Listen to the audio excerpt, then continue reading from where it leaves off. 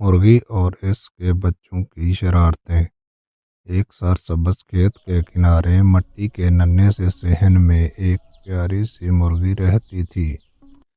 اس کے 4 شرارتی بچے تھے، چنو، منو، ٹنو اور پنو۔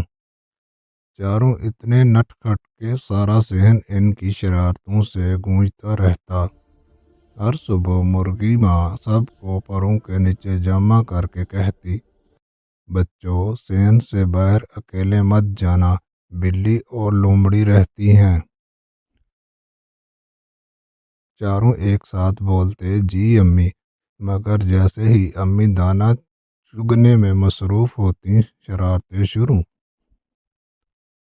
چنو نے کہا، جو سب سے پہلے دانہ لائے گا وہ بادشاہ ہوگا۔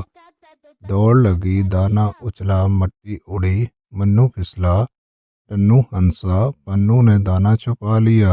مرغی ماں آئی تو سب خاموش۔ امی نے نرمی سے کہا، مل جل کر کھیلو، اکیلے نہیں۔ ایک دن بلی دھوپ میں اونگ لے رہی تھی۔ پنو نے سرگوشی کی، ذرا سی دم ہلائی۔ ٹنو نے ہمت کی، بلی جاگ اٹھی۔ میاؤ میاؤ میاؤ، چاروں چیخے اور امی کے پروں کے نیچے جا گھسے۔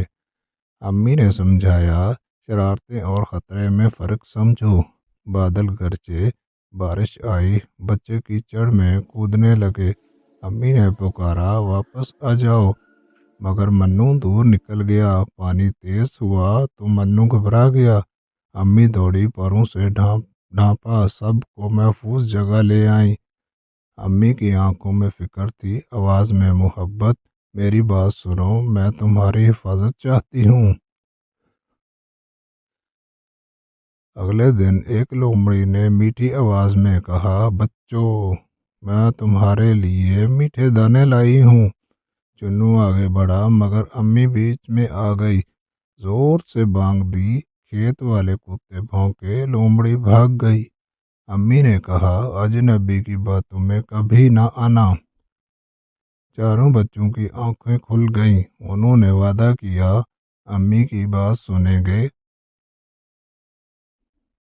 مل جل کر کھیلیں گے، خطرے سے دور رہیں گے۔